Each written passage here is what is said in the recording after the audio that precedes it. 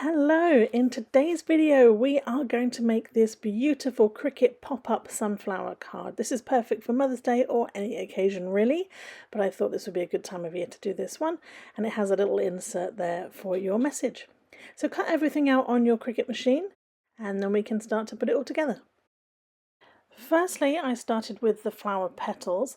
Now on my machine I have the scoring wheels as well as the stylus. So this one I used the double scoring wheel, which is recommended in the project, but you can completely just use the stylus. You just have to edit the tools before you cut your pieces out. It's that easy.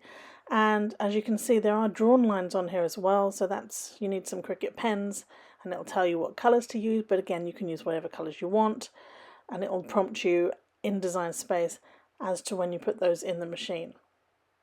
Usually it scores first, then draws, then cuts, but this can differ with each project. So I'm folding along all the score lines now. Two of the petals fold in between the petals, and this layer is the middle layer, and it folds up the middle of some of the petals. It gives it more 3D effect, and this is actually the mid-size petal. There's 3 different sizes, and there's a little tab on the edge there to join them and make them a circle. And there's 2 tabs in the base, and the tabs in the base are what's going to attach it to the card and go through the green leaves at the back to make that pop-up feature. So I'm just gluing them together now. I like to use Recollections glue. You've probably heard me say that before, but it is such a good glue. It is multimedia, multi-mixed media, and it just dries really, really fast. And I put it in a tiny little bottle that I got from the dollar store because it has a precision tip, and I find just a tiny bit goes a long, long way, and my projects dry really quick. The center of the flower is actually the trickiest part, and it's not too difficult to put together. It's just a little bit fiddly. So fold along the score lines. These 2 longer bits are the base, so they create a square structure for you to put the center of the flower into. And there are slits all the way along and some score lines too. So I'm just folding down the score lines, and then one of these pieces has slits at the bottom and the other has slits at the top as well.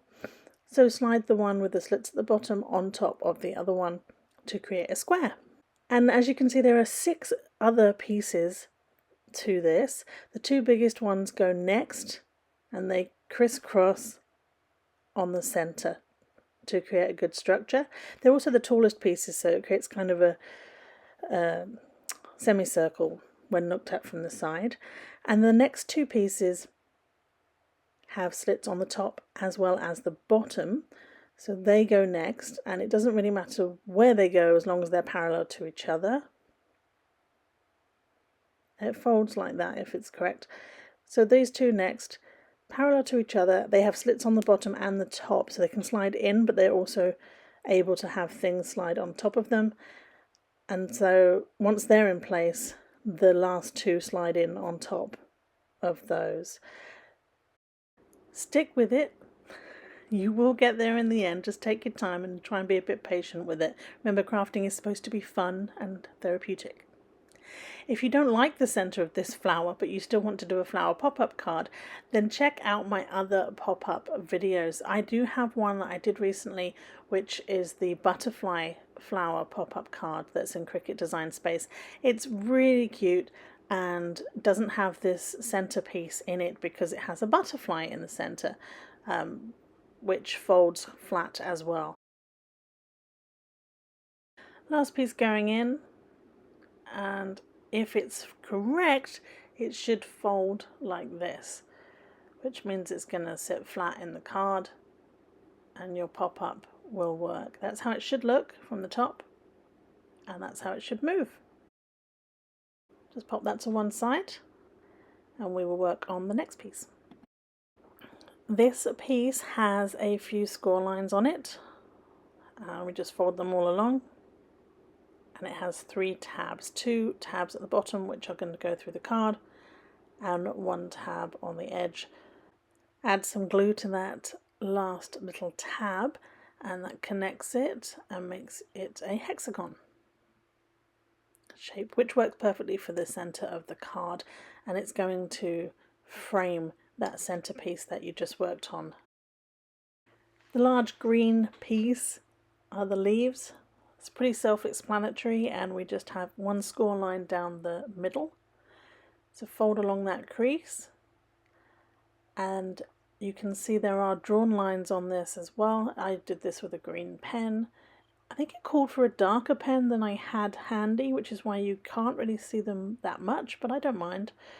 And there are slits on each side of the fold here as well. And these are the slits that the flower is going to go through. So all those tabs at the back of the flower and the center of the flower are going to go through those slits. Before we attach everything, we actually have to create the base to attach it to. So take the base, you can do this card piece in any color you like. I think the design shows a darker green, but I chose a light green because that's what I had to hand. And the two inserts here, this actually has score lines on the outside on 3 of the edges, and this shows you where you need to put the glue or the tape in order to stick this down, because this piece is like a little pocket which you put your greeting card inside. I really like that for a design. It means you don't have to write on the actual card. You can add a little note, you can add cash or other things in there if you wish. Any kind of celebration works. Speaking of celebrations, I actually have a live show coming up for you on Tuesday this week, so keep an eye out for that in the community tab, and I will be advertising it elsewhere as well. But a live show with a fun St. Patrick's Day theme. We're going to be making some Cricut crafts for St. Patrick's Day, so join us live for that show on Tuesday. Time to be announced, and we can have some crafty fun together. If you're watching this on the replay or after that live has happened, all my live videos will be on my channel as well, so you can watch them at a later date and maybe get prepped for next St. Patrick's Day well in advance.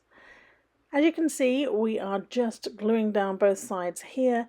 A little bit of glue, you can use tape if you prefer, and that's the base complete for the card. It's actually quite simple. You can add more to the front if you want. It's not very busy, but I do like it. It's quite elegant.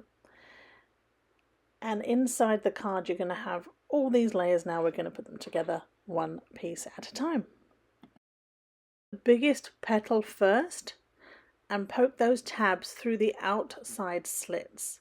It should go in very easily. It sits nicely in the center, and once you're happy with placement, add some glue and fold those tabs over. Now watch carefully when you fold those tabs. Don't fold them the wrong way and cover up the other slits, otherwise you will have a problem when you try to put everything else on 2 seconds later.